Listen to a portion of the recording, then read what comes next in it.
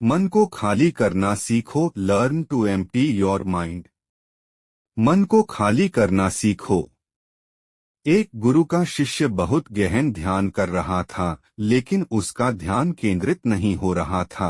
उनका मन सदैव विचारों से भरा रहता था।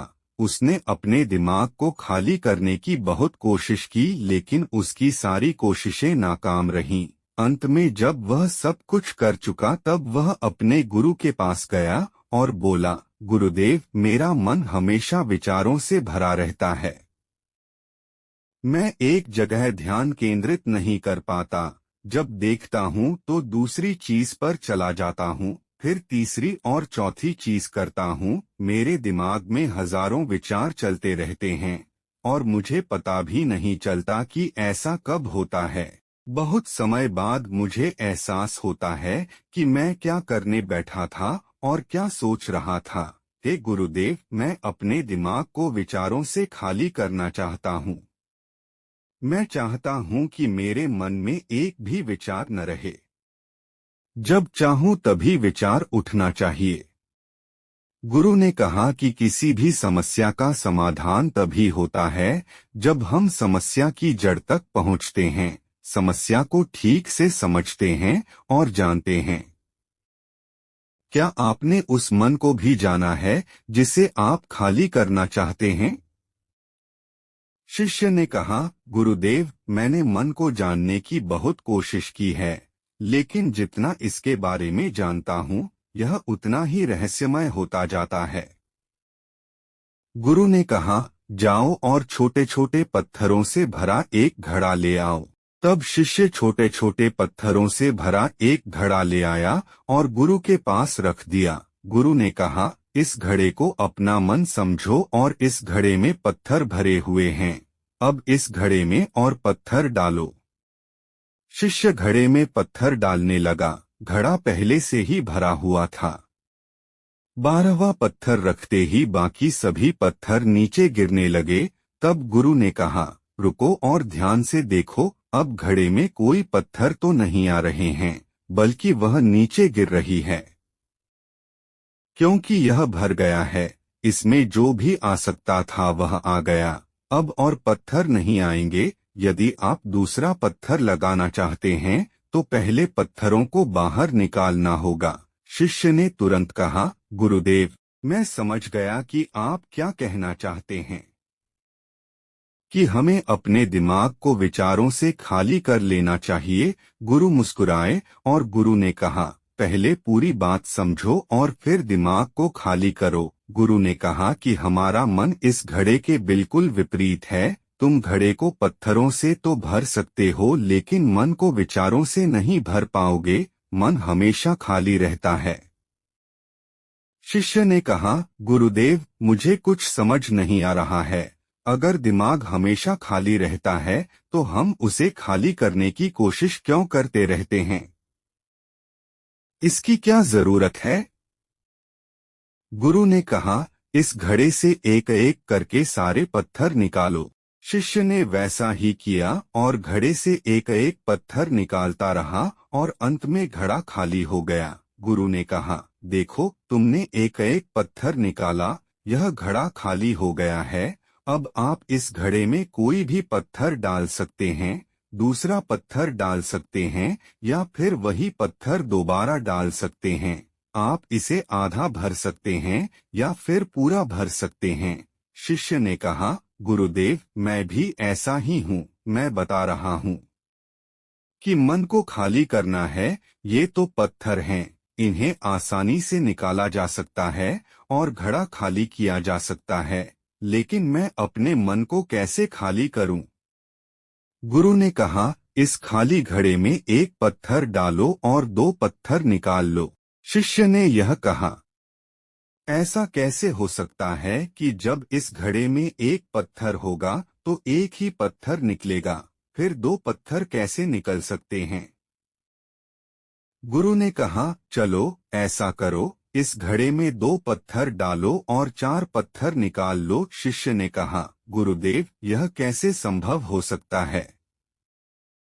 ये कोई चमत्कारी बर्तन नहीं है कि एक डालो तो दो निकालो, दो डालो तो चार। गुरु ने कहा, यह घड़ा चमत्कारी नहीं है, लेकिन तुम्हारा घड़ा यानी तुम्हारा मन चमत्कारी है। यदि आप इसमें एक विचार निकालेंगे तो इसके पीछे दो विचार होंगे। जब आप उन दो विचारों को पकड़ते हैं तो उनके पीछे चार विचार उभर आते हैं और वह खाली नहीं रहता। यह मन का भ्रम है कि सब कुछ है लेकिन कुछ भी नहीं है। शिष्य ने कहा, गुरुदेव, आप जो कह रहे हैं वह मैं समझ गया, लेकिन क्या मैं हमेशा अपने विचारों के जाल में फंसा रहूंगा? क्या मन के भ्रम से बाहर निकलने का कोई रास्ता है? बिल्कुल नहीं। और जब आप उन चार विचारों को पकड़ते हैं तो उनके पीछे 16 विचार उभरते हैं और ऐसा करने से विचारों की एक लंबी श्रृंखला बन जाती है और आप कहीं नहीं रुकते, एक के बाद दूसरे विचार को पकड़ते चले जाते हैं। यह मिट्टी का घड़ा पत्थरों के घड़े के समान है, भरा रहेगा लेकिन आपका मन कभी नहीं भरता, वह हमेशा खाली ही रहता है। हमारा दिमाग भी एक विचार के बाद हमारे लिए हजारों विकल्प खोल देता है और हम एक मुख्य विचार को छोड़कर उन हजारों विकल्पों में फंस जाते हैं। शिष्य ने कहा, मैं आपकी बात अच्छी तरह समझ गया हूँ, लेकिन अब मुझे क्या करना चाहिए? मेरा मार्गदर्शन करें। गुरु ने कहा, मन के जाल में मत उलझो, मन को खाली करने की कोशिश मत करो, अपना ध्यान इकट्ठा करो, एकाग्रता लाओ, जो भी कर रहे हो उसे अंतिम मानकर करो। ऐसे करो कि बाद में इसमें आपको कुछ भी करने की जरूरत नहीं है। और जब आप किसी दूसरे विचार पर काम करते हैं तो बस उसी पर काम करें, कोई दूसरा विचार नहीं।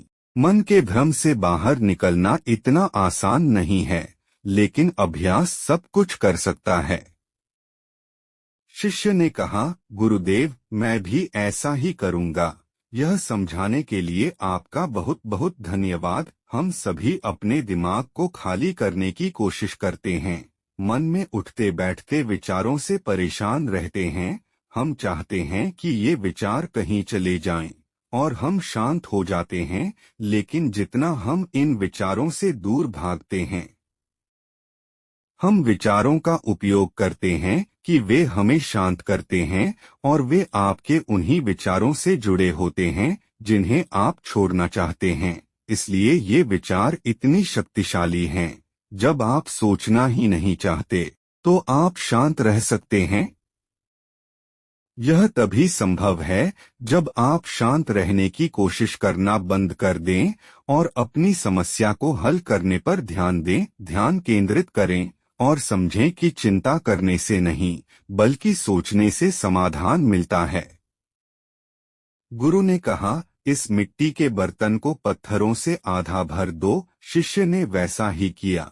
फिर गुरु ने कहा, अब इन पत्थरों में से एक पत्थर चुन लो और उस पत्थर की एक छोटी सी मूर्ति बनाकर मुझे दे दो। मैं जानता हूँ कि तुम एक अच्छे कलाकार हो। जब शिष्य ने 11वां पत्थर निकाला और उस पत्थर को तराशना शुरू किया तो उसे एहसास हुआ कि यह पत्थर अच्छा नहीं है। तो उसने घड़े से दूसरा पत्थर निकाला। उसे वह पत्थर भी पसंद नहीं आया। फिर उसने तीसरा पत्थर निकाला, उसका रंग उसे पसंद नहीं आया। फिर उसने चौथा पत्थर निकाला, लेकिन उसे इस पत्थर में एक दोष निकला। इस प्रकार उसने लगभग सभी पत्थर बाहर फेंक दिए। उसे ऐसा करते देख गुरु ने कहा, वह पत्थर जो तुमने पहली बार निकाला था, यह समझकर उसी पत्थर की खोज करो कि तुम्हारे पास कोई दूसरा पत्थर नहीं है। तब शिष्य ने उस पत्थर को ही खोजना शुरू कर दिया और उस पत्थर से उसने अपने गुरु की एक बहुत ही सुंदर मूर्ति बनाई और अपने गुरु को भेंट की और कहा, बहुत सुंदर, इस पत्थर से मूर्ति बनाई जा सकती है। मैं इसका विचार भी नहीं कर सकता था। गुरु ने कहा कि जब कोई दूसरा विकल्प नहीं है तो हम अपनी सारी ऊर्जा उसमें लगा देते हैं और उसे सर्वश्रेष्ठ बनाते हैं। जब कोई दूसरा विकल्प है तो हम सिर्फ पत्थर चुनते रहते हैं, मान लीजिए कि मूर्ति नहीं बनाई गई है। दोस्तों, आज की यह कहानी आपको कैसी लगी और इस कहानी से आपको और क्या सीखने को मिला, कृपया यह भी हमें कमेंट करके बताएं। साथ ही अगर आपको ये कहानी पसंद आई और ये आपके लिए उपयोगी लगी तो इसे अपने दोस्तों के साथ जरूर शेयर करें।